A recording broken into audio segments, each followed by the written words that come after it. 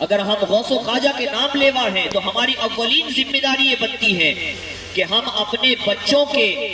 ایمان اور عقیدے کی خاص کر کے توجہ کے ساتھ تربیت کریں،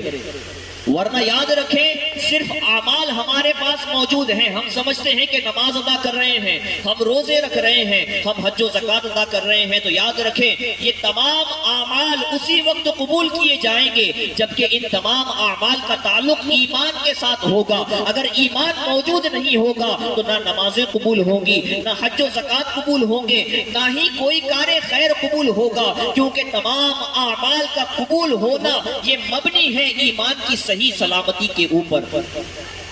اگر ایمان صحیح سلامتی کے ساتھ آپ کے پاس موجود ہے تو اللہ آپ کی نمازوں کو قبول فرمائے گا، اور یہ ایسا نہیں کہ صرف لفاظی ہے، اللہ نے خود قرآن مقدس میں ارشاد فرمایا عاملۃ ناصبہ تصلی نارا حامیہ۔ کچھ لوگ قیامت کے دن ایسے آئیں گے کہ جو بھرپور عبادت کیے ہوں گے، ان کے پاس عبادتوں کے انبار ہوں گے، اور عبادت کرنے کے لیے انہوں نے دنیا میں خوب مشقتیں اٹھائی ہوں گی۔ قرآن کا مضمون اور اس کا ترجمہ بھی یہی ہے، عاملۃ ناصبہ، کہ عبادتوں کے کرنے کے حوالے سے انہوں نے خوب مشقتیں اور مشکلیں برداشت کی ہوں گی، لیکن نتیجہ یہ نکلے گا کہ اللہ فرماتا ہے تصلی نارا حامیہ، عبادتوں کے باوجود وہ جہنم میں جھونکے جائیں گے۔ وجہ کیا ہوگی کہ ان کی ایمان اور ان کا اسلام ان کے ساتھ قبر تک محفوظ نہیں رہا۔ بہت مرتبہ ایسا ہوتا ہے کہ لاشعوری طور پر ہمیں یہ سمجھ میں نہیں آتا کہ ہمارا ایمان اپنے پاس موجود ہے یا نہیں موجود ہے، لیکن کبھی ایسا بھی ہوتا ہے کہ ہماری کچھ حرکتوں کی وجہ سے، ہمارے کچھ اقوال کی وجہ سے، ہمارے کچھ بول کی وجہ سے، اور ہمارے کہیں پر خاموش ہونے کی وجہ سے ہم جو ہے اسلام سے خارج ہو جاتے ہیں، اور ہمیں لاشعوری طور پر اس کا پتہ بھی نہیں ہوتا۔ ہم اپنے آپ میں یہ محسوس کرتے ہیں کہ ہم نماز پڑھ رہے ہیں، اپنا نام مسلمان ہے، اور جو ہے ہم اپنے آپ کو مسلمان تسلیم کر چکے ہوتے ہیں، لیکن بہت مرتبہ ایسا ہوتا ہے کہ ہمارے اقوال، ہمارے افعال اور کہیں پر ہمارے خاموش رہنے کی وجہ سے ہم پر کفر سرزد ہو جاتا ہے۔ اگر مثال دوں تو مثال کے طور پر اقوال اپنی زبان سے کچھ ادا کر لیا، کفریہ جملہ، کفر سرزد ہوا۔ اعمال کوئی ایسا کام کیا کہ جس کا تعلق اسلام سے نہیں ہے اور ڈائریکٹلی اس سے کی وجہ سے جو ہے بندہ کفر سے باہر ہوتا ہے۔ اور بہت مرتبہ ایسا ہوتا ہے کہ انسان کے خاموش رہنے کی وجہ سے بھی اسلام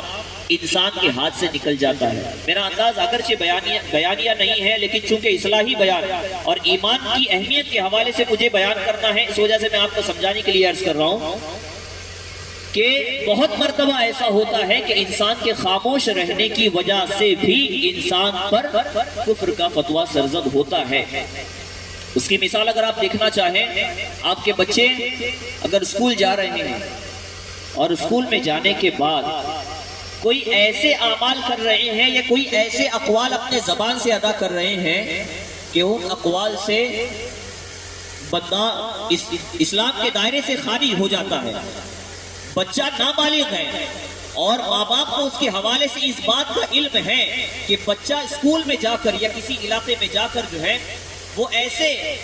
اقوال اپنے زبان سے ادا کر رہا ہے یا اپنے جسم پر ایسی کچھ چیزیں لگا رہا ہے جس کی وجہ سے بندہ اسلام سے خارج ہو جاتا ہے، تو ایسے ماں باپ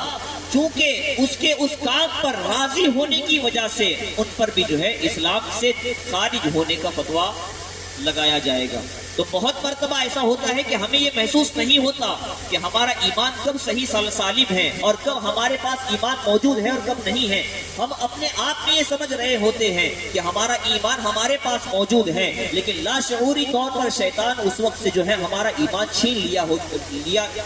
لیا لے جا چکا ہوتا ہے، اور ہمیں اس چیز کی خبر نہیں ہوتی ہے۔ تو سب سے پہلی ذمہ داری ہمارے بچوں کے حوالے سے جو ہمیں ہونی چاہیے کہ خوب پڑھائیں، دنیاوی اعتبار سے بڑی بڑی ڈگریاں حاصل کروائیں، لیکن دین سے کورے نہ رکھیں اپنے بچوں کو، دین کی تعلیم ضرور دیں، اور خاص کر کے دین کے عقائد جو ضروریات دین سے ہیں ان کی تعلیم اپنے بچوں کو ضرور پہنائیں، تاکہ جو ہے وہ اگر تعلیم آپ اپنے بچوں کو دیتے ہیں تو وہ بچے اپنے بچوں کو اس طرح اسلامی معاشرہ سدھرتا جائے گا، اور اس طرح جو ہے ہم اپنے معاشرے کو بھی ایک بہترین انداز میں تشکیل دے سکتے ہیں۔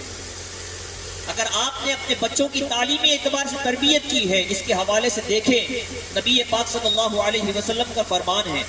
کہ اپنے بچے کو ایک باپ زیادہ سے زیادہ کون سا تحفہ بہترین سے بہترین پیش کر سکتا ہے؟